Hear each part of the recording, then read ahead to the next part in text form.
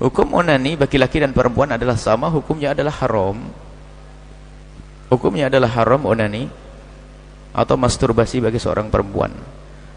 Akan tapi di saat dalam keadaan tertentu, misalnya di saat dia takut kepada zina, di hadapannya adalah lawan jenis yang dia terjerumus dalam zina, maka kasusnya berbeda. Kalau sudah dalam keadaan dia takut pada zina, maka hukum onani atau masturbasi menjadi diperkenankan tentunya dengan 3 syarat. Syarat yang pertama adalah karena takut terjerumus kepada maksiat yang gede namanya zina. Yang kedua adalah lakukanlah dengan cara dan di tempat yang tidak nyaman. Bukan di tempat kasur yang empuk kemudian bagus. Jadi yang penting dia menyelesaikan itu saja agar terhindar dari zina. Dia dapatnya zina. Selesaikan di tempat yang tidak nyaman. Bukan di kasur yang empuk kemudian pakai full AC kemudian menikmati. Dan yang ketiga adalah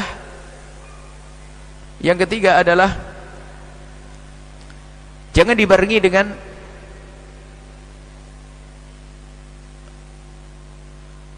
khayalan-khayalan.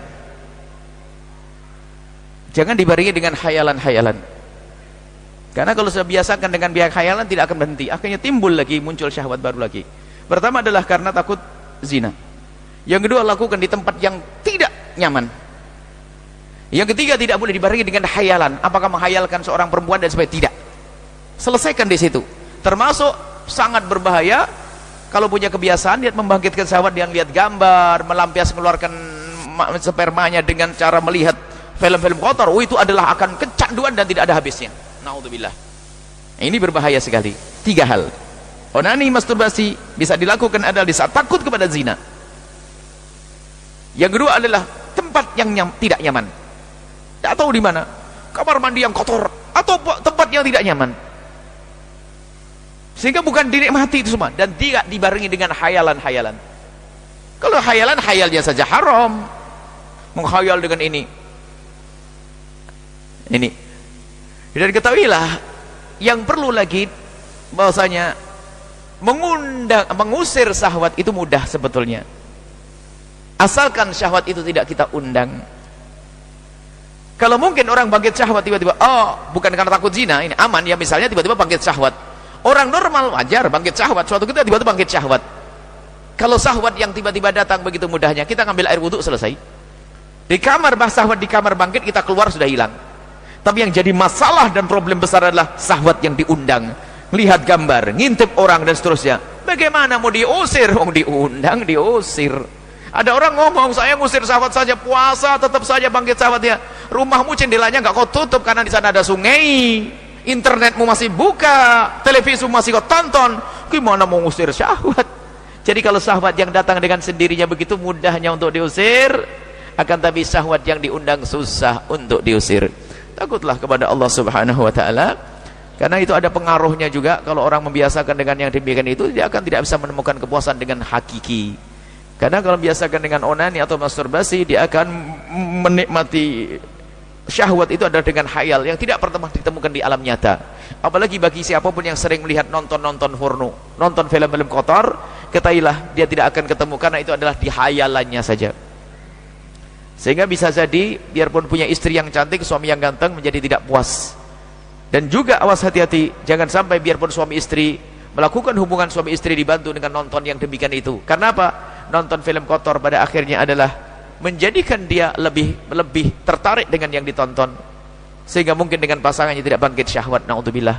Itu besar pengaruhnya. Tapi kalau mata kita jaga, kita tidak pernah melihat yang haram, kita menjauhi yang demikian, lihat pasangan kita adalah pembangkit syahwat yang paling dahsyat. Kemudian lagi selanjutnya, syahwat bukan dicari-cari, akan tapi jika ada syahwat, lampiaskan kepada pasanganmu dengan cara yang halal. Bukan hidup kita mencari syahwat. Ada orang hidupnya mencari syahwat, cari makanan yang bersyahwat, cari ini yang bersyahwat, hidupnya mencari syahwat.